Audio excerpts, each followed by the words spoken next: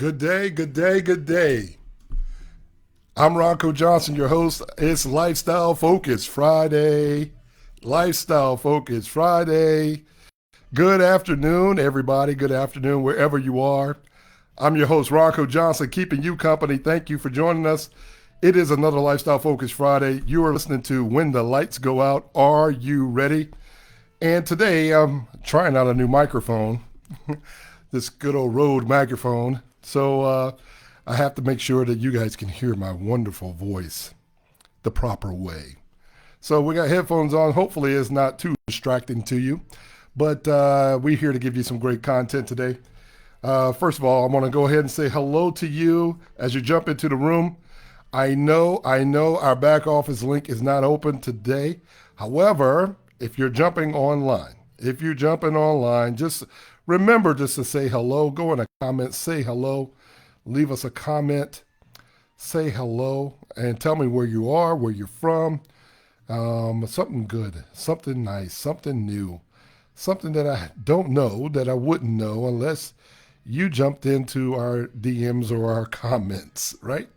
So I just want to say hello to everybody. Thank you to our sponsor, L.R. Johnson and Associates Insurance and Financial Services. And we're here to talk about our lifestyle focused wealth this week. This week, our topic is going to be something that it starts to move in a different way. It moves in a different way. It's called What's Holding You Back. Talk to me about what's holding you back. Boy, we got a great conversation coming up, and we want you to be a part of the conversation. So we're going to let everyone start coming into the room and saying hello. As you can see, we're trying out our new cameras. We got a new look. We're upgrading every week. Every week we're upgrading, and we want you to recognize and know that we're growing. We're growing right now with you, and we really appreciate your service. It's a wonderful, wonderful opportunity that I have to be here with you. I look forward to Fridays. Man, I tell you, this is week 8. And, I like to know what's happening with you over the time that we've been apart. So if you would just send us a DM, go to lifestylefocuswealth.com, and you can send a message if you want to meet with us one-on-one, do a one-on-one session. You can go there. But most importantly, we want you to be a part of our community. The Lifestyle Focused Wealth community is growing, and this is a community of people already taking advantage of using this very secret financial tool to start businesses, to create Head Start funds, to create communities, to also shorten the financial gap between certain communities. But that's not where it stops. It's not where it stops. We're here at Lifestyle Focused Wealth. We're all part of the Ronco Johnson Foundation. And that's where it starts. We're giving back. We want to provide financial education across the globe to consumers, to advisors, to whoever will listen. So thank you so much for supporting and continuing to support, and all your efforts and all your memberships and all your questions and all the things that we're able, the deliverables go to a great cause. That's why we need you in the room. And we want to just take a moment to say thank you, and thank you as we continue to develop. We're providing you great content as well as walking in the steps and providing you with the tools to make you better. As we learn, you learn. And, what's better than that?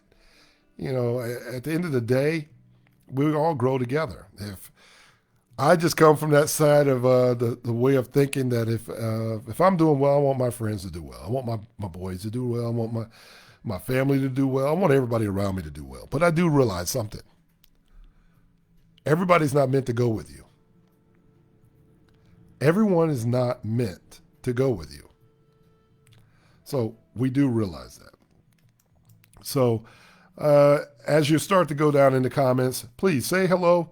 Leave your name, put your information, whatever you need to do, put it down there and let us know. And we're live now, and you're doing a close-up with me, RJ. Some people call me RJ. Some people call me Ronco. RoncoJohnson.com. You can find my personal information there if you want to know a little bit more about us, the insurance company or the nonprofit organization, just go to roncojohnson.com and take a moment to browse through it. We put steps 1 through 8 just for you, so don't skip a step. 1 through 8. That way you know why this information is important. That way you know all the things that we're doing to support financial education and financial intelligence in the community. That's important.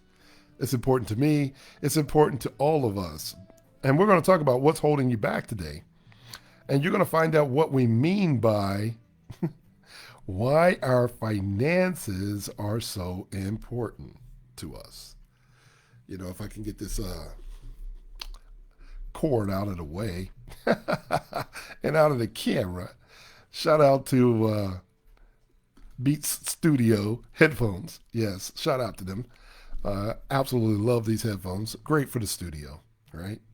Great for the studio. All right, so we're going to get back into it. When the lights go out, are you ready? I'm your host, Ronco Johnson, keeping you company today. Let's get right into it. What's holding you back? What's holding you back? I was having a conversation when I was out on my walk today. And you know, before the show and after the show, we always have calls off the camera, so to speak, with our lifestyle focused community, and your feedback has been incredible. I mean, incredible.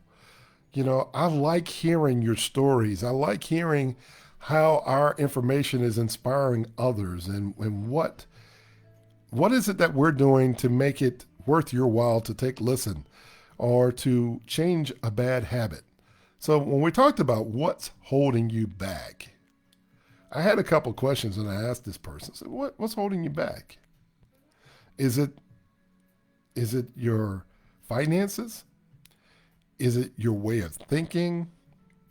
You know, there are so many excuses. And that's what we're going to call them today. Excuses. Because my challenge today is when you are, after this episode, and you run into someone, why don't you just start asking people around you? Let's just start there. Ask them the questions that I'm asking you today is, what's holding you back? And the first thing and the last thing that comes out of their mouth is usually starts with an E and ends with an E. It's an excuse. But I don't want you to allow the excuse to be acceptable. Hold them accountable. Not that you're holding them accountable, but they're holding themselves accountable when they sit back and really think about what we're talking about. It's the holiday season. Happy November. Happy birthdays to all the folks celebrating in November. If you had a great Halloween, I tell you what, I just want to start back before we get started. But, you know, Halloween was really, really fun. Sat back on the porch with some friends and had an opportunity to give out a bunch of candy to a whole bunch of families. You know, I have a neighborhood that's still relatively new. And one of the things I've noticed is that we have more children than I've ever experienced. You know, I come from a neighborhood that was really small and older and established, but this neighborhood, it's got new families. And as it came up with candies and bags of candies and the paints on their faces and all the creativity, I got to meet their families and the parents and what have you as we sat on my front porch with a couple bottles of wine and a fire pit. The one thing that the family members wanted to do is stay warm. Here in Atlanta, it was pretty cold. It was below 40s. And we were handing out candy all night long for a couple of hours and staying warm by the fireplace, if you can imagine, listening to some smooth jazz as we're doing it. And we do have jazz playing in the background. So, you know, that's the way that I like to relax and unwind. And as these families were going by, I was thinking to myself, wow, the commitment that we make for our children. We're walking in the cold and sometimes the rain. Man, the things we do for our children. You know, my daughter's in his 20s now, so we don't get to do the trick-or-treating. We don't get to do all the holiday stuff. But shouts out to her. She's in college playing basketball. And, you know, even for Thanksgiving, I know that we're going to miss her coming up in the future. So, you know, what do we do for our children? We get on the plane. We go to where she is, you know, and watch the game, or just to give her a hug. We get on a plane or we get in a car and travel 10 hours away just because we love our children, right? So what's holding you back? That's today's theme. I'm just going to keep asking that question. What's holding you back? I used to think, well, she's so far away. My daughter's in school in St. Louis and Missouri area. And what keeps me from going to see her? What's holding you back? Well, when I ask myself that question, is if I said the finances, is that an excuse? If I said I got to work, I got to make time, that's an excuse. So what's holding you back? The truth is, financial freedom is not necessarily about money. What we're going to talk about today is how we focus on our mindset and resetting our mindset. When we refocus and reset, things have a way of changing. Wouldn't you say? Things have a way of evolving, you know? So I'm giving some folks time to get in the room and see if they can experience this with me. So if I'm willing to make these changes for my child, one of the things I've known as an advisor is that, sometimes when we're sitting down across from our clients or our coaching clients, we want to know what's holding you back. Is it the way you were brought up? Is it the way that you think? Is it an old way of thinking? We've talked about this secret financial tools that has helped millionaires and billionaires for centuries. But it's not new. See, here on Lifestyle Focused Wealth, we're really focused on lifestyle. So let me give some perspective before we get started. When we're handling ideas about money, most of the time we think that we have to have money before we start having conversations about money. I'd like to tell you that that's not necessarily true. And just because you have money doesn't mean you make great decisions financially. It might just be a function of what it is that we do for a living. In other words, you might have won the lottery. You might be a pro athlete or an actor or an entertainer, a doctor or a lawyer. But because of the career path, you have finances, if that makes sense. You have finances. So the one thing that we can't do, we can't worry about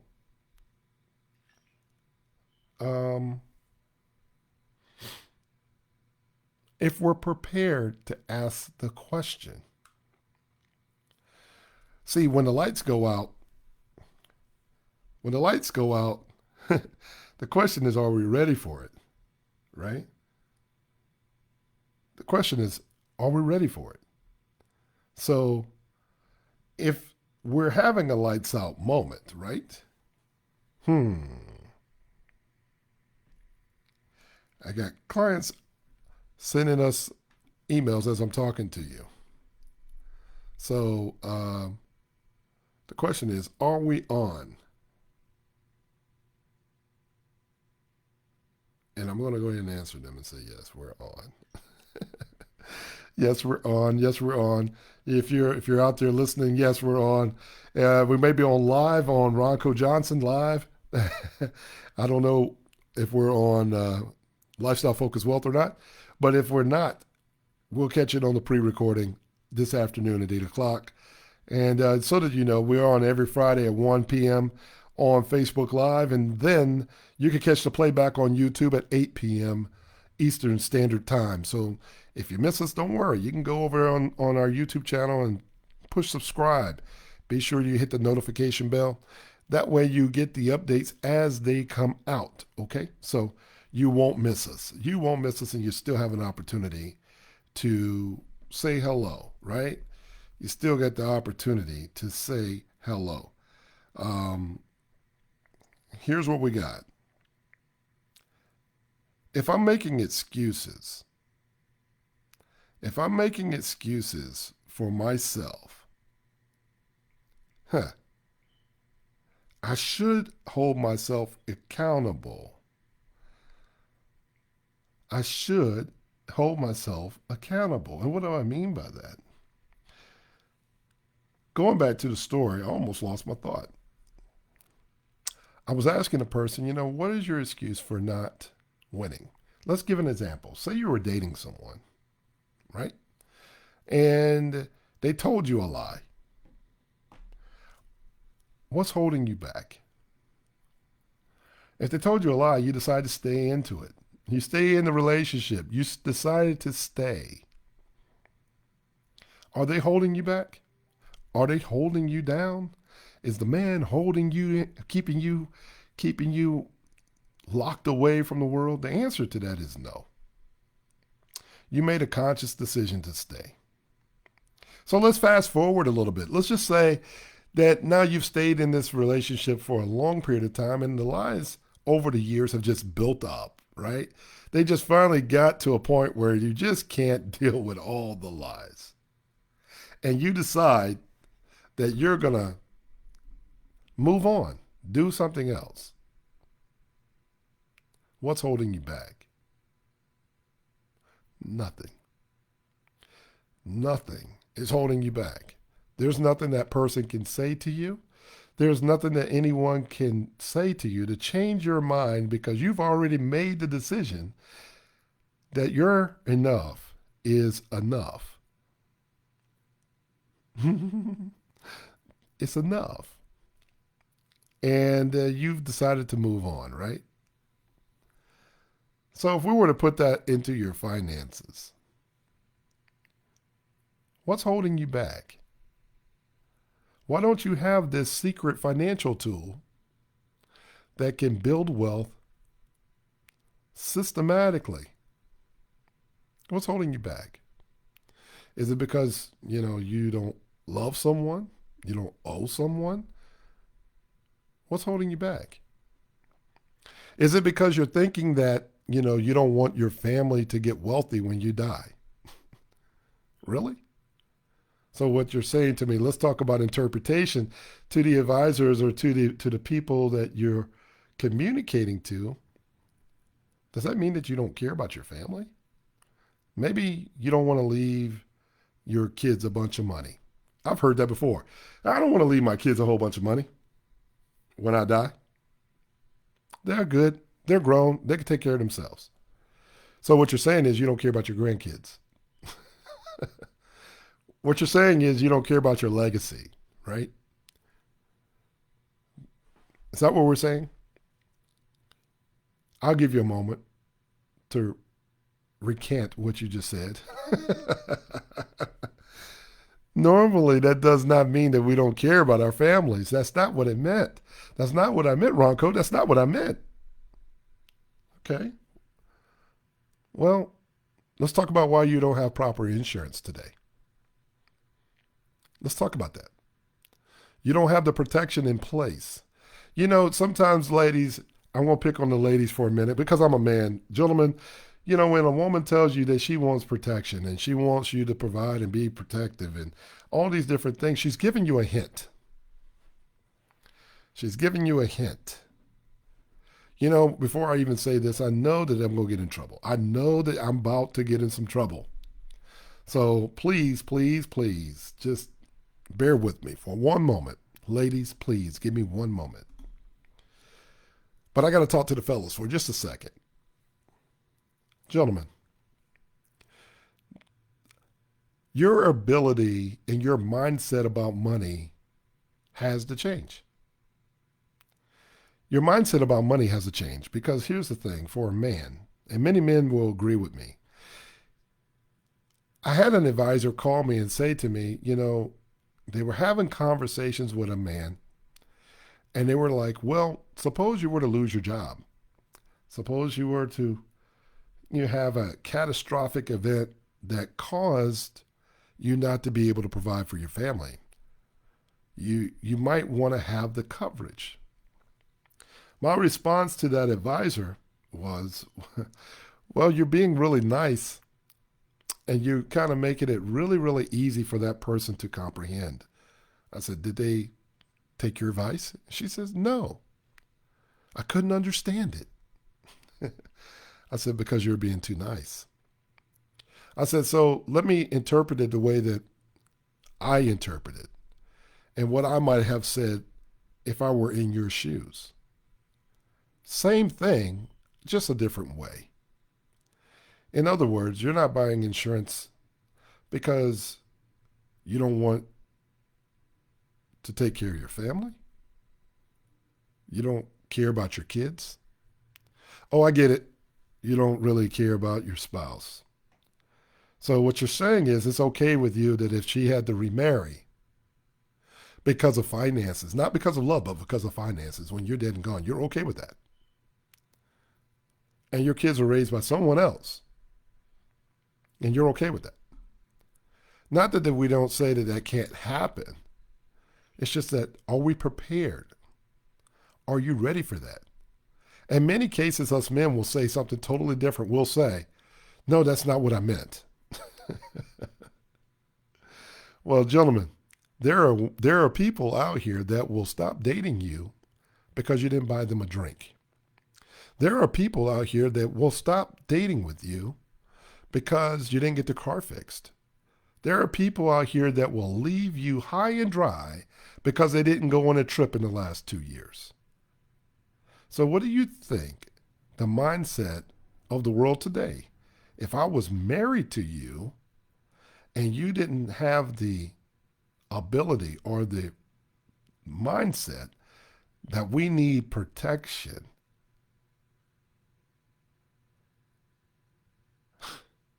do you think they're going to stay? It would be very difficult to know that we showed up and gave our vows together. Can you imagine if I came to a wedding, I'm getting married to the woman of my life, and we both show up. She has the ring and I don't. The pastor asks us to exchange rings. She gives me a ring and I don't. Can you imagine what would happen? Ladies, what would happen if I didn't bring the ring and I didn't have a ring? I never bought a ring. Would the commitment be there? Some will tell you, no. A majority of them will tell you, I'm not getting married to that guy. So if I got to come to the marriage with a ring that signifies oneness and protection, and then once I get married, maybe one spouse has coverage and the other spouse does not, what is that saying? What is that saying about our lifestyle? Going back to what I said earlier in this broadcast, is the fact that I was saying that the average person thinks that they have to have money to talk about money.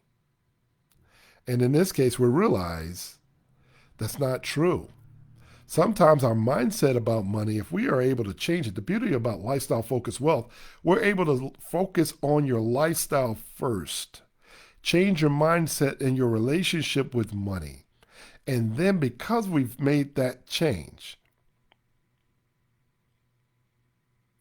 because we made that simple adjustment of our thoughts about how wealth works, we begin to put things in place, wills, trust. We start caring. We start freeing up time. We start owning businesses. We start having passive income.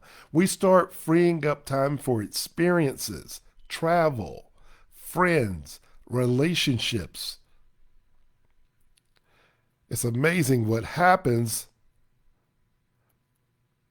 when we just change the way we think. See, a lot of people are out there working. You're working so hard. You're working to make enough money so that you can make great financial decisions. But sometimes we still make money and make bad financial decisions. So maybe if we started thinking about financial decisions first, we can make more money. We can make better decisions because it's all based on our financial decisions. And those decisions that I'm talking about aren't what we buy. It's not the materials that we buy. It's the time that we buy. It's the loved ones that we love. It's the legacies that we live and lead and leave. It's the holiday season, y'all. It's November. It's time when Thanksgiving comes around where you have the opportunity to have some turkey, some stuffing, and all the great things to talk about what you're thankful for.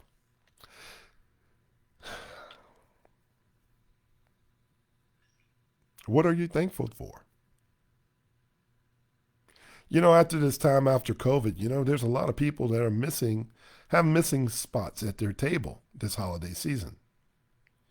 I'm one of them. There's people I miss so dearly. And I have to be honest with you. The holiday season has a whole different meaning to me. And for those of you who are planning to go shopping for the holidays and going shopping for Christmas, let me ask you something. If you can go buy $500 worth of gifts and toys, have you secured the proper protection for your family first? How about a gift that keeps on giving? How about the donation to people who are homeless here in America? How about giving a gift of insurance to your church? How about grandparents? Maybe you sit down and think about a Head Start program using this super secret financial tool to give to your grandkids instead of toys that they're going to outgrow. Husbands, wives, why don't you gift wrap that insurance policy full of cash? So that now you and your spouse can borrow against your cash value to take a trip. These are the ways that I'm talking about, the gifts that keep on giving that matter. These things matter. See, again, you've heard me say, people really just want to know how much you care. And sometimes our acts of gift giving, it might show how much we don't. Let's get prepared. Let's get prepared, ladies and gentlemen. That's what this show's all about. Over this time period, I know that we're no longer just talking about financial services anymore. We're talking about lifestyle. I want you to be able to look your spouse in the eye, your kids in the eye, and know that you're providing the lifestyle that you absolutely want, right? You're providing for them. And they know that you have provided for them. And you have shared this information so that they can continue to share this information beyond you. Man, I tell you what, that right there is some freedom. It's freedom in a different way because now I don't have to think, I wonder if my daughter understands what I'm doing for her. I wonder if my wife understands what I'm doing for her. That goes out the window. We don't have to wonder about that anymore. We don't have to wonder about that anymore. I got some questions coming in from my DMs, and I got a good question that's from Brandy, and she said, last week we talked about letting go and transformation. Can you identify a specific mindset that hinders personal and financial growth? Brandy, that's a good question. Because last week I talked about a policy that was built in 1845. It is now 2023. Well, this old thing called insurance, cash value life insurance, building cash value life insurance is not brand new. It's pretty old. But we do have an old way of thinking that, we're just going to continue to buy term insurance. There is nothing wrong with that. Term insurance is going to be the least expensive right now. But eventually it's going to get to a point where it's going to renew and it's going to be more and more expensive. So because of that, are we ready for it? Are we ready for delaying it for 10, 20, 30 years? And are we ready to pay the consequences to that? because we're planning to live longer than 20 or 30 years, right? Huh. We also talked about the mindset about savings in our past shows. We talked about the mindset about savings. So people are saving today, right now, where money is at its all-time highest value. And we're saving for 20 years down the road where it's going to be at its all-time lowest value to pay off our highest debt, which is our real estate. Well, if your $100 today equals $10,000 tomorrow, why are you saving? Why are you not putting your highest value towards this asset today? Because you're going to pay it off quicker, you're going to save more money in interest, and then you're going to have opportunities to do more things. You're going to be able to share more experiences. These are all the old mindsets, right? These are all old mindsets. I also have another one for you. Who said that you have to buy a piece of property and stay there for 30 years? Who told you that? We don't. I didn't say you had to sell it either. Who said you had to sell it to make money? All you have to do is have a good credit and you can pull out equity and then use the equity and leverage up and still maintain the property. They're not making any more land. There's no more land being made, y'all. So if you own part of the land, that's probably a gift that's going to keep on giving. So the mindset has to change. Part of another mindset that I've talked about, and Brandy, you've asked a great question, personal and financial growth. We talked about once, own nothing, control everything. When someone says, I personally don't have any money, that doesn't mean that they didn't have any savings. That just means them as a social security number or that social security ID number doesn't make any money. That doesn't mean that their company didn't make any money. That doesn't mean that their trust doesn't make any money. But they control that trust. They control that business. You need to start listening to it differently, right? And I just talked about the financial part of relationships. If you're not willing to take care of your business, you may lose your family. Guys, ladies, you may lose your family. Because once people find out how much you care about them, they make adjustments based on that. Brandy has sent me another message that says, my family never talked about finances when I was growing up, and everything learned about money, I learned the hard way. What information should I share with my teenagers to help them become financially literate? Wow. Wow. Brandy, these are great questions. And shout out to Brandy out there in Louisiana. And we have two Brandys as part of our Lifestyle Focused Wealth coaching teams. And these are people, just so you know, before I go any further, our Lifestyle Focused Wealth coaches are people donating their time to our foundation. The Ronco Johnson Foundation is the backing behind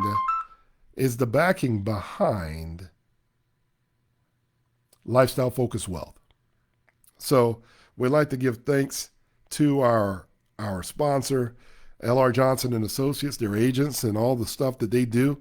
So if you find one of these advisors, please understand, they're focused on lifestyle first. That's the difference. That's what makes them matter. Okay? And this is a lifestyle question. Her question is, what should I say to my teenagers to help them become more financially literate? Well, sometimes it's not what you say, it's what you do. You can lead by example. You know, don't just buy your startup kit and don't tell them what it's for. In other words, if I'm going to buy some whole life insurance and I give it to my child as a gift, I want them to know why I'm giving it to them. I want them to know why.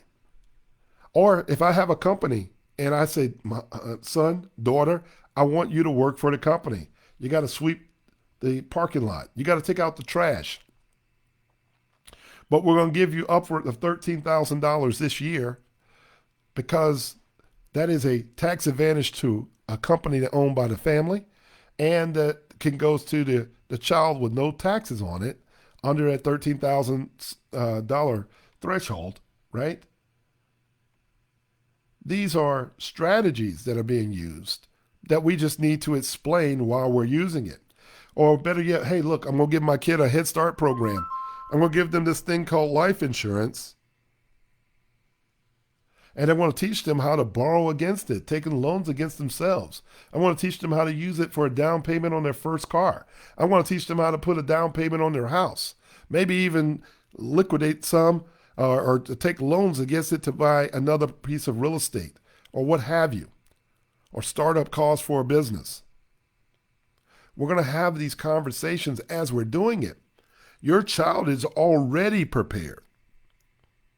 In many cases, our children are more prepared than the adults are because they have a new way of thinking.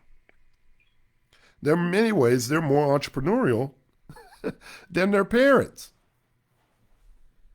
They know that they can get on the internet and talk about I'm sorry that someone is trying to contact us while we're on the line, but at the end of the day, I can't answer while we're on live, but I will be more than happy to get back to you. I promise I will. Let's take that moment to say, go to roncojohnson.com, schedule a meeting, just schedule some time with us, and we'll be on that one-on-one just with you, and schedule some coaching sessions with us. And we would love to talk to you about your situation and provide you a solution. Sometimes you just need to be heard, and you never know what comes out of it. But what I was talking about is leading by example. Leading by example for your kids. And then not just leading, explaining why you're doing it. The more you can explain the why, they understand. It's not an adult conversation, it's a conversation. It's a conversation. So when you get ready to take your family trip, ask them, honey, where are you going to take the money from? Are you going to get it from your checking account, your sock drawer, or can we take it out of your insurance? If they have it. But if they don't have it, guess what conversation you're not having? You're not having that one. There's just the very foundation of where we are, right? So the longer and longer that they've had this, over the years, they start to think just like that. It becomes routine. It becomes part of the makeup and the fabric and the foundation of the family and the foundation of how we support the rest of our finances.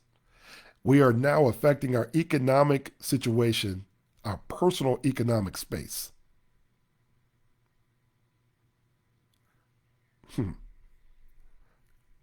Shouts out to Brandy. Thank you for the question. That's another question that can keep going deeper and deeper and deeper. We're there to talk about wealth. Generational wealth.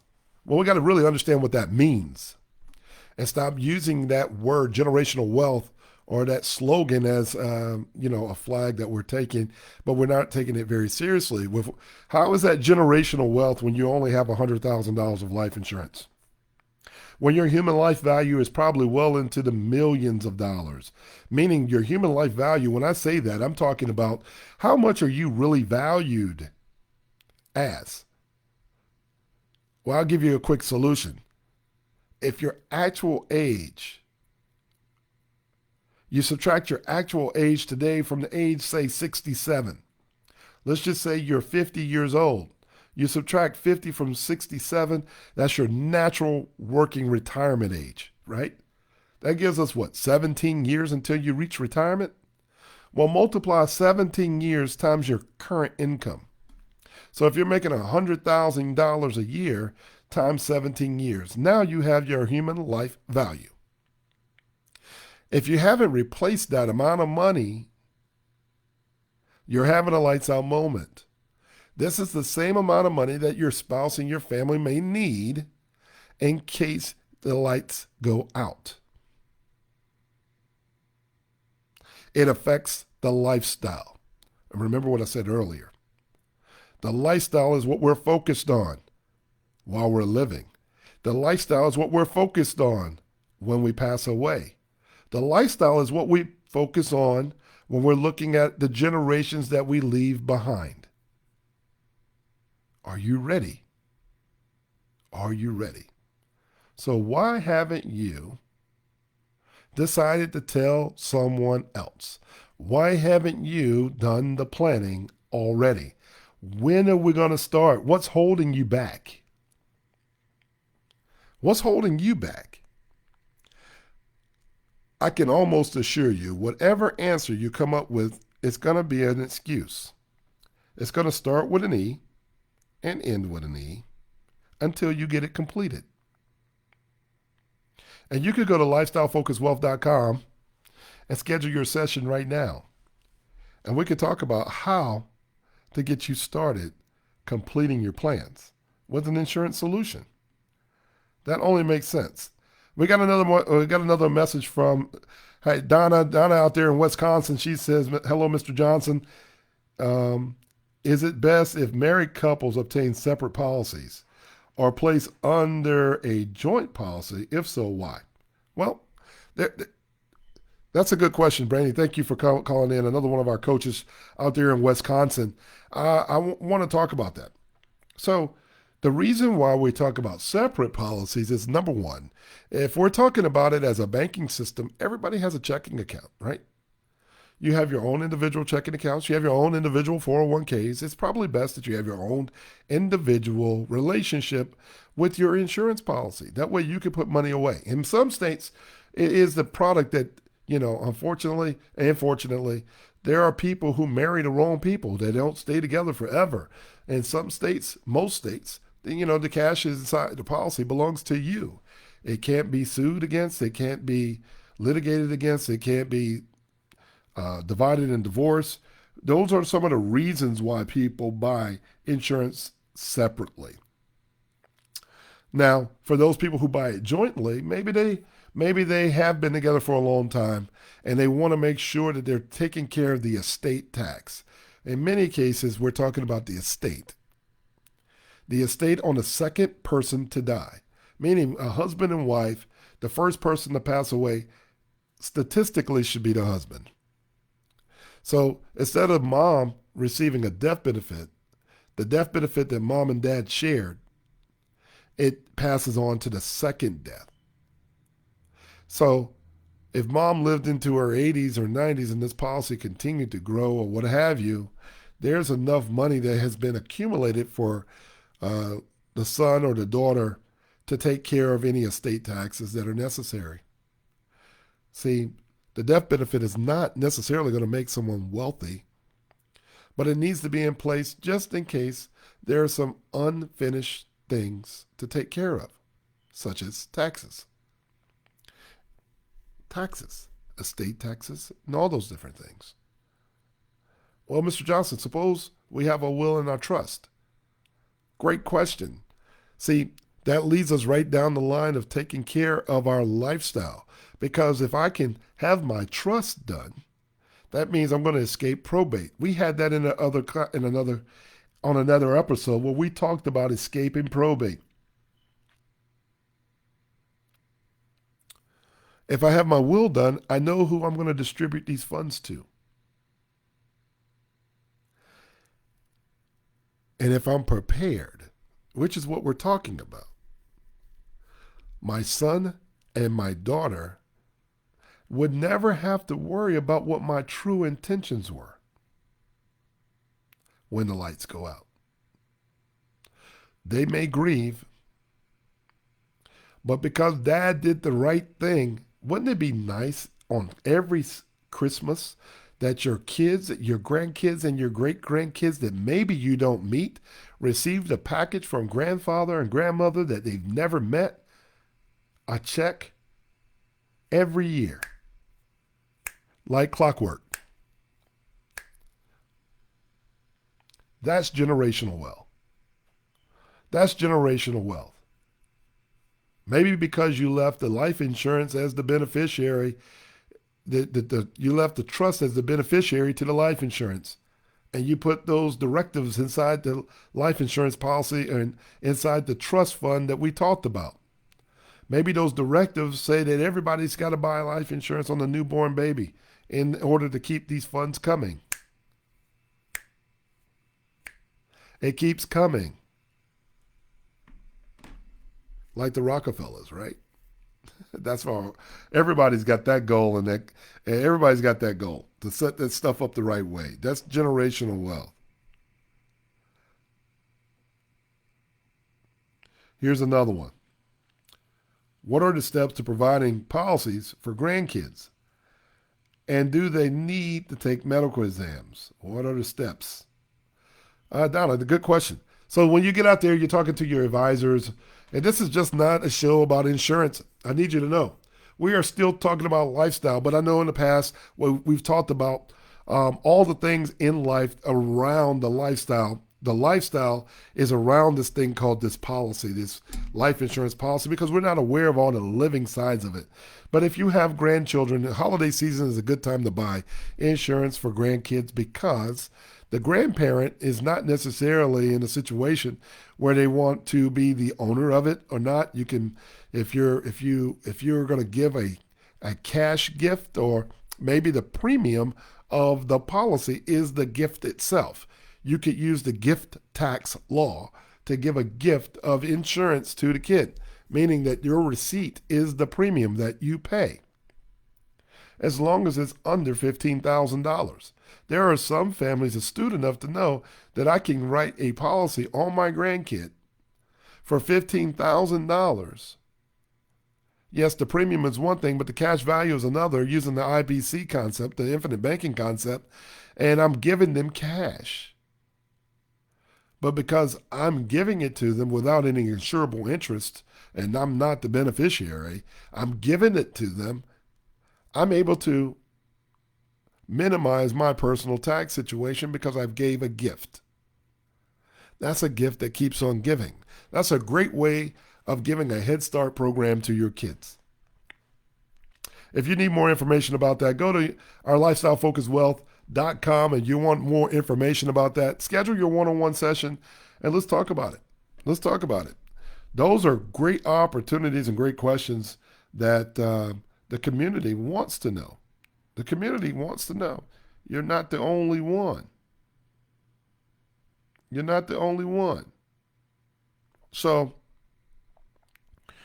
I really appreciate you guys sending in your DMs and sending in your messages and so on and so forth today. That is incredible, because there's people out here who are watching this broadcast that need to know, that want to know, and they're just not sure to ask the question.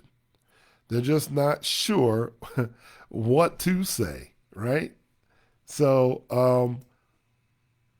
when you can ask the question, we're actually answering the same question for everyone involved. And when we do that, it makes our community better. We're bringing up our brothers, we're bringing up our sisters, we're bringing up our families all together, because we're all making decisions that are not just based in financial education, but now the decisions are incorporating multiple things: real estate, business, taxes, trust, wills, life insurance, stocks, bonds, mutual funds. When you put all that knowledge together, now we're talking about creating a community filled with financial intelligence. And when we are filled with financially intelligent people, we start making decisions that are different. Not because we're just smarter, it's because we have more access to information to make better decisions. What's keeping you? What's holding you back? The man's not holding you down. Not today. Because we have access to the information. We have access to the internet. We have access to professionals. We have access. What's holding you back? What's holding you back? I met a man the other day that talked about losing his job. He was not sure if he was going to stay at his job.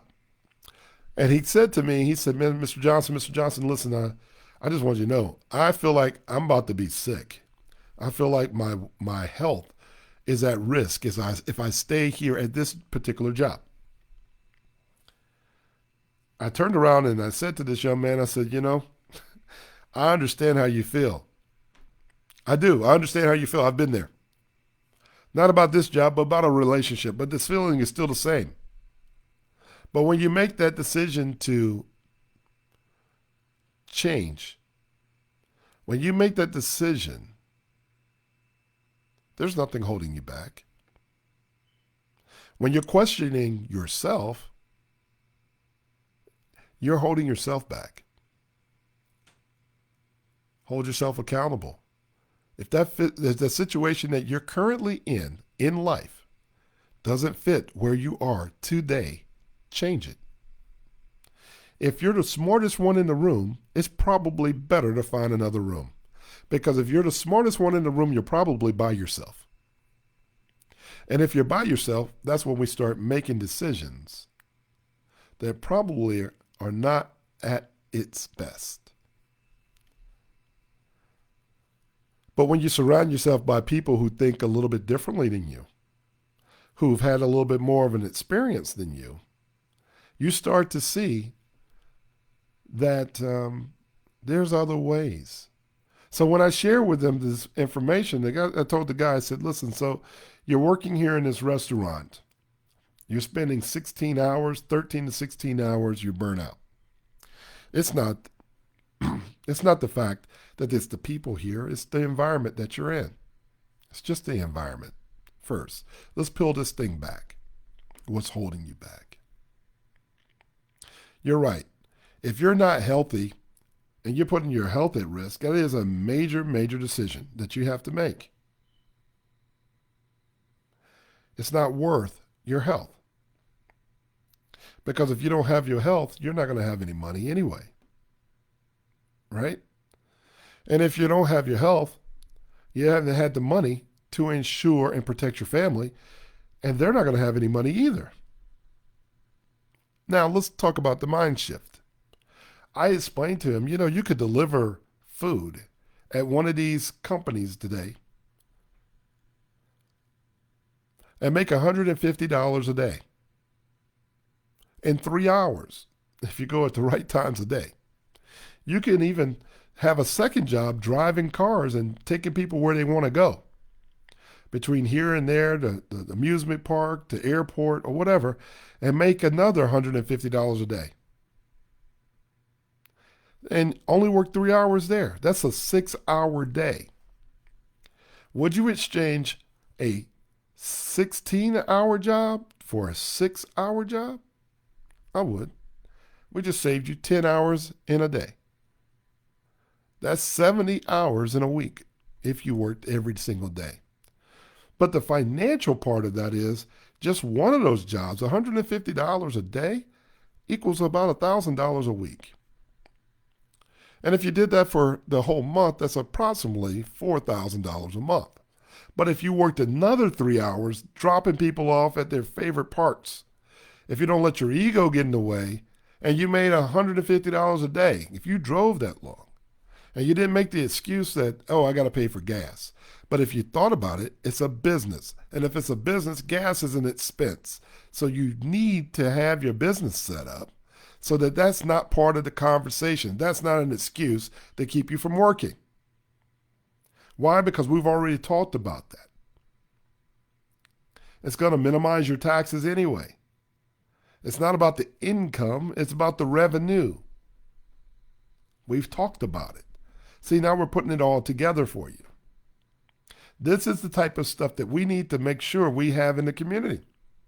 Because if I say it one way, you might interpret it another. That's where I'm going back to earlier when you say, well, I don't want to leave everybody in my family, make all my kids wealthy. Well, that sounds funny as a joke, but that's not really what you mean. I don't want my spouse to have to marry because she's not in love. I don't want my kids to grow up without. I don't want my grandkids to not even know who I was. I don't want that. There's probably many people out there like me. And if you're like that, there's to each his own. But for the majority of you that love your family, want to do something that's impactful for your family, understand it's not about the money, but it definitely is about where we are in our lives, who we're around, where we're getting our information from. Are we the smartest ones in the room? For this young man, I put that out there, and immediately when his sadness just went away, his sadness went away. Now, it's interesting. I didn't know the guy's name. I just took a moment just to hear him out. And in doing that, I hope that what I said to him gave him hope. Sometimes we just want to have hope. Mental health conditions are important in this conversation. See, if you're missing it, if you're only focused on the money that I'm talking about, you're having a lights out moment. This is about lifestyle. And if your mental health is not in check, your physical health is not in check, your financial health cannot be in check. But what happens when you start taking care of all of them? What happens when you start saying, mentally, I got to protect myself. I need to stay away from this negative energy out here. And I need to put me first. I need to put my happiness first. That way the people around me are happy. I need to surround myself around positive-minded, happy people. Then I need to stop drinking all that soda. I need to stop having all that sugar and all the carbs. I need to be away from the people who are keeping me from the lifestyle that I really want. But then I have to stop and say, wait a minute. They're not keeping me from it. I'm keeping myself from it. Instead of pointing, I start pointing back at me. What's holding you back? It's not someone else, it's you. Stop holding yourselves back. Put one step in front of the other.